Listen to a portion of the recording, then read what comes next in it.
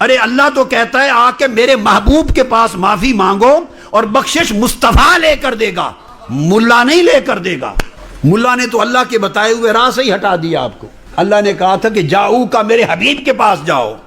اب حافظ ابن کثیر نے لکھا کہ اس آیت میں اللہ تعالی گناہگاروں کو حکم دے رہا ہے، پوری امت کے گناہگاروں کو، عصاۃ و مذنبین کو، معصیت کاروں اور گناہگاروں کو حکم دے رہا ہے، ہدایت فرما رہا ہے کہ اگر ان سے خطا ہو جائے، اگر ان سے گناہ سرزد ہو جائیں تو ان یاتوا الی الرسول، وہ جہاں بھی ہیں رسول پاک کے پاس آئیں۔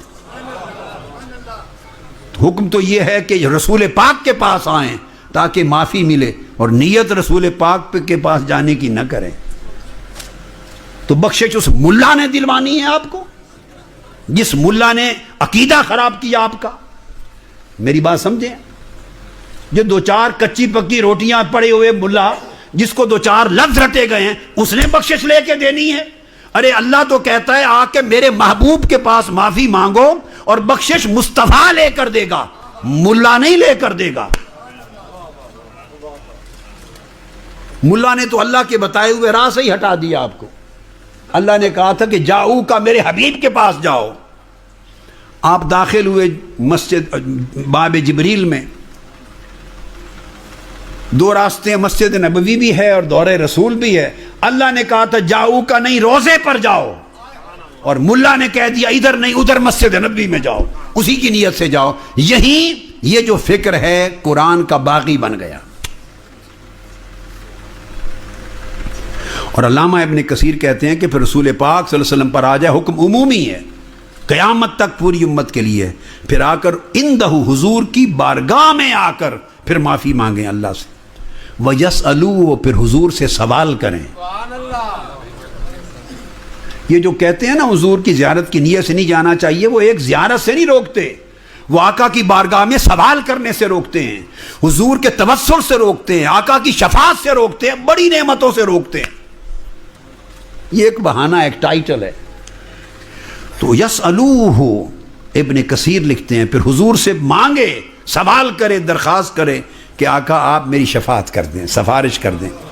آگے کہتے ہیں فَإِنَّهُمْ إِذَا فَعَلُوا ذَلِكَ، جب حضور کی بارگاہ میں آ کے یہ کام کریں گے تو پھر اللہ پاک ان کی توبہ قبول کر لے گا۔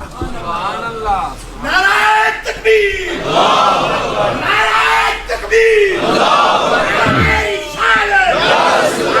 اب یہ لکھ کر، اس لیے حافظ ابن کثیر آگے لکھتے ہیں حضور کی سفارش کروائیں گے تو اللہ توبہ قبول کر لے گا۔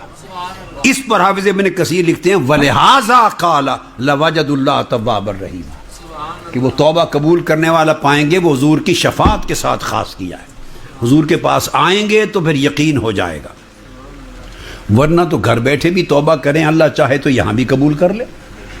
بولی یہاں نہیں قبول کرتا؟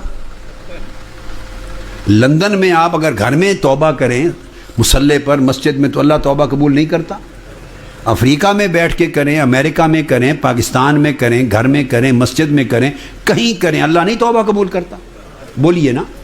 جب ہر جگہ کرتا ہے تو پھر کیوں فرمایا جاؤ کا میرے محبوب آپ کے پاس آئیں، آپ کے پاس آئیں؟ اب ایک سوال پیدا ہوا نا ذہن میں، وہ تو ہر جگہ توبہ قبول کرتا ہے، تو پھر آقا کی بارگاہ میں کیوں بھیجا؟ یہ نیت کر کے جاؤ کہ حضور کی طرف جا رہے ہیں۔ اس کا کوئی ریزن ہوگا، آؤ وہ ریزن سمجھا دوں۔ پوری روئے زمین پر جہاں بیٹھ کر توبہ کریں، اس کا حکم یہ ہے وہ مالک ہے، مرضی قبول کر لے، مرضی نہ کرے۔ وہ مالک ہے، مرضی اس کی قبول کر لے، مرضی نہ کرے، ڈیپینڈ کرتا ہے اس کے اپنے منشا پر، وہ مالک ہے۔ یہ ہے جہاں بھی توبہ کریں تو اللہ کا قبول کرنا اس نے اپنے اوپر واجب نہیں کیا، وہ قبول کر لے، چاہے ہم نماز پڑھیں، چاہے قبول کر لے، چاہے نہ کرے۔ وہ نیتوں کی بات کر رہا تھا نا۔ یہ ہے ہر جگہ بیٹھ کے توبہ کرنے کا معنی۔ اور جو بیجا جاؤ کا میرے محبوب کے پاس آؤ، وہاں فرمایا لَوَجَدُ اللَّهَ، یقیناً اللہ توبہ قبول کر لے گا۔